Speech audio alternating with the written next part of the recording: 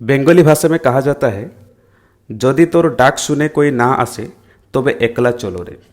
जदि तोर डाक सुने कोई ना आसे तो वे एकला चलो रे। दोस्तों, मुझे ये पहली बार लगा शायद ये कोई गाना होगा, क्योंकि मैंने इसे एक गाने के फॉर्मेट में सुना था किसी एक मूवी में। प्रोबेबली उसी मूवी का नाम था बॉस द अनटोल्ड हीरो या अनटोल्ड हीरो, ऐसा कुछ था, राइट। तो लेकिन मुझे बाद में पता चला कि भाई ये तो कोई गाना नहीं है, बल्कि it was a poem and it was written by Gurudev Rabindranath Tagore. Well, तो आज हम लोग इसी वीडियो लेक्चर में उन्हीं के स्टेट के बारे में पढ़ेंगे। आपको पता चल चुका है, आई मीन वेस्ट बंगाल के बारे में हम लोग पढ़ने वाले हैं। क्या क्या पढ़ेंगे वेस्ट बंगाल के बारे में?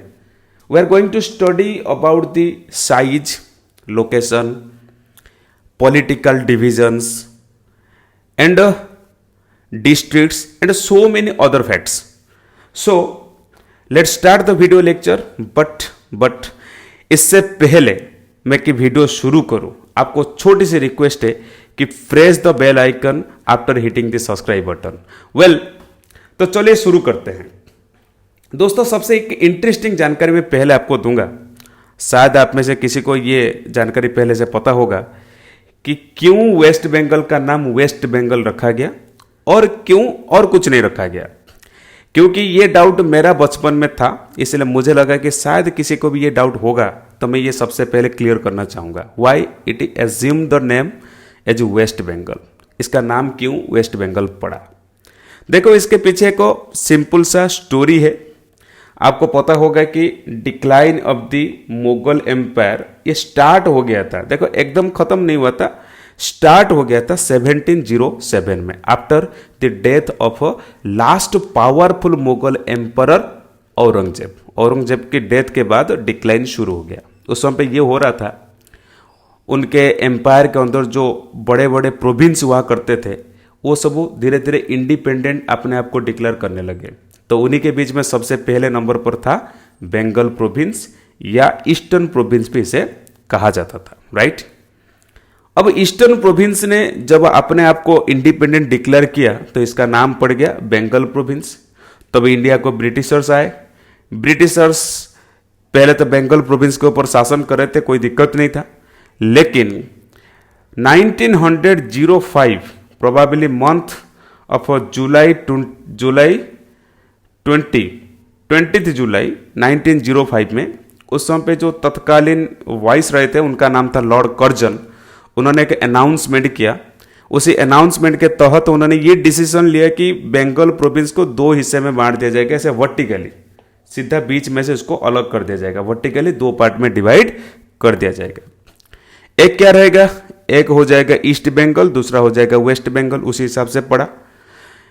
फिर फाइनली इसी डिसीजन को एग्जीक्यूट करा गया 16 अक्टूबर 1905 में। इसको लेकर बहुत बवाल हुआ, लेकिन फाइनली वही डिसीजन रहा, क्योंकि ये बन गया आपका ईस्ट बंगाल और ये बन गया आपका वेस्ट बंगाल। उन्होंने जबरदस्त बहाना बताया, भाई हम एडमिनिस्ट्रेटिव जो स्मूथनेस के लिए इसी बड़े प्रोविंस को हम दो हिस्से में बांट रहे हैं और कोई मकसद हमारे इसके पीछे नहीं है। लेकिन हालांकि मकसद कुछ अलग था, ठीक। इसी हिसाब से इसका नाम पड़ गया west Bengal. Then what about this east Bengal? East Bengal बाद में बना ईस्ट पाकिस्तान, फिर बाद में आज के डेट में इसको कहते हैं बांग्लादेश। हो गया क्लियर? अब चलते हैं कि लोकेशन एंड साइज के बारे में बात करेंगे। लोकेशन एंड साइज, बहुत सिंपल सी बात है। लोकेशन के बाद क्या करेंगे? लोकेशन ये तो ईस्टर्न पार्ट में लोकेट हुआ है, इंडिया की ईस्टर्न साइड में लोकेट हुआ है। जब हम इंटरनेशनल और नेशनल बॉर्डर स्टडी करेंगे और बेहतर लोकेशन हमें समझ में आ जाएगा। अब साइज के बारे में बात करें तो इसका जो टोटल जियोग्राफिकल एरिया है, वेस्ट बंगाल में जो टोटल जियोग्राफिकल एरिया है वो है 88,752 square kilometre total geographical area. आप पूछोगे सर ये तो बहुत ज़्यादा है। बहुत ज़्यादा नहीं है। साइज के अनुसार अगर देखा जाए तो वो इंडिया का 14th लार्जेस्ट स्टेट माना जाता है, क्योंकि इसके पास इंडिया का कुल 2.70% लैंड मास ऑक्यूपाई कर रखा है वेस्ट बंगाल अकेला, राइट। तो ये हो गया 14th लार्जेस्ट स्टेट और टोटल कितना लैंड मास है 2.70%। और टोटल जियोग्राफिकल एरिया अगर बताए तो 88,752 किलोमीटर स्क्वायर। अब बात करते हैं कि लॉन्गिट्यूडिनल एंड लैटिट्यूडिनल एक्सटेंशंस के बारे में। देखो लॉन्गिट्यूड ऐसे होता है, लैटिट्यूड ऐसे होता है, आपको पता है। तो लॉन्गिट्यूडिनल डिवीजन और लैटिट्यूडिनल डिवीजन देखेंगे, सॉरी एक्सटेंशन देखेंगे, तो इसका जो वेस्टर्न मोस्ट लॉन्गिट्यूड है वो है 85 डिग्री 50 मिनट ईस्ट और ईस्टर्न मोस्ट जो है वो 89 डिग्री 50 मिनट्स ईस्ट। मन में क्वेश्चन आ रहा है क्या सर ये ईस्ट से ईस्ट कैसा है? हाँ, क्योंकि अर्थ की जो हमारा जो सेंट्रल पार्ट है जिसको हम लोग कहते हैं कि प्राइम मेरिडियन के राइट साइड में जितने लॉन्गिट्यूड है उसको ईस्टर्न लॉन्गिट्यूड कहते हैं, और इक्वेटर की ऊपर नॉर्दर्न हेमिस्फीयर में जितने लैटिट्यूड है उसको हम कहते हैं नॉर्दर्न लैटिट्यूड, नीचे जो होंगे सदर्न लैटिट्यूड, इस साइड में जो होंगे वेस्टर्न लॉन्गिट्यूड। इसी हिसाब से ये पूरा ईस्टर्न पार्ट में है ना, इसीलिए यहां पर हो गया 85 degree 50 minute east to 89 degree 50 minute east हो गया, राइट।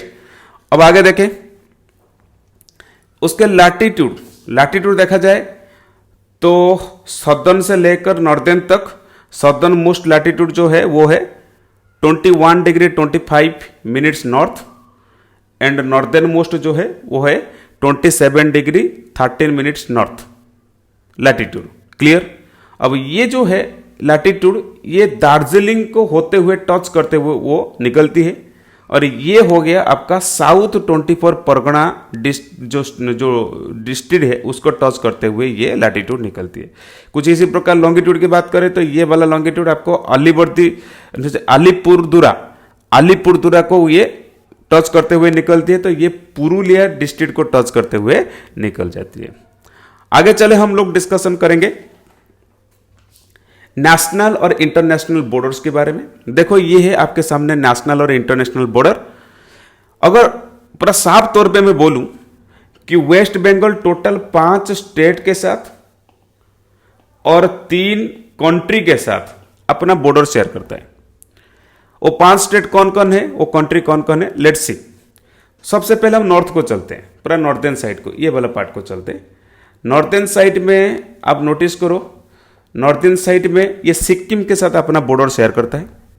अगर ये नॉर्थ हुआ तो ये नॉर्थ ईस्ट होगा, नॉर्थ ईस्ट में ये भूटान के साथ बॉर्डर शेयर करता है, नॉर्थ वेस्ट में ये नेपाल के साथ बॉर्डर शेयर करता है, ईस्ट में ये बांग्लादेश के साथ बॉर्डर शेयर करता है और आसाम के साथ बॉर्डर शेयर करता है। अच्छा, वेस्टर्न पार्ट में 2 स्टेट है, एक हो गया बिहार, एक हो गया झारखंड। साउथ वेस्ट में आपको मिलेगा उड़ीसा, और सदर्न पार्ट जो है वो सदर्न पार्ट में आपको मिल जाएगा मैरीटाइम बॉर्डर जिसको हम कहते हैं Bay of Bengal. Point is clear, yes और नो। अब आगे हम लोग चलेंगे डिवीजन और डिस्ट्रिक्ट्स के बारे में।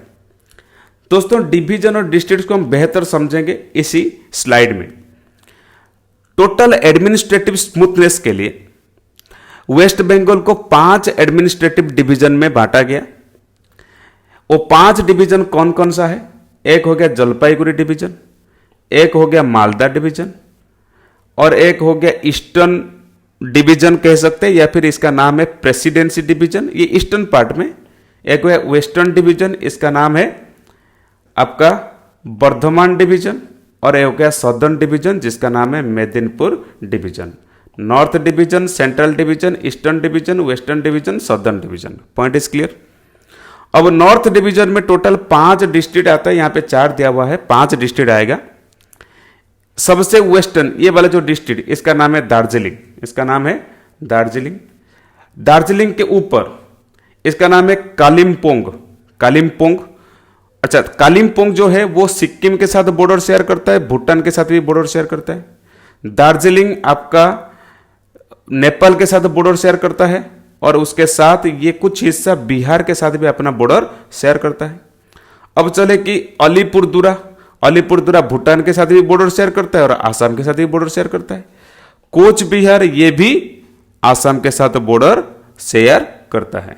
अब वो जो जलपाईगुड़ी की बात करें, जलपाईगुड़ी सीधा वेस्ट बंगाल के साथ बांग्लादेश के साथ अपना बॉर्डर शेयर करता है। Clear the point. अब चले सेंट्रल डिवीजन के बारे में। सेंट्रल डिवीजन का नाम है मालदा। मालदा में 4 डिस्ट्रिक्ट है। 4 डिस्ट्रिक्ट में सबसे ऊपर जो डिस्ट्रिक्ट है, बहुत ही इंटरेस्टिंग बात है, उसका नाम है उत्तर दिनाजपुर।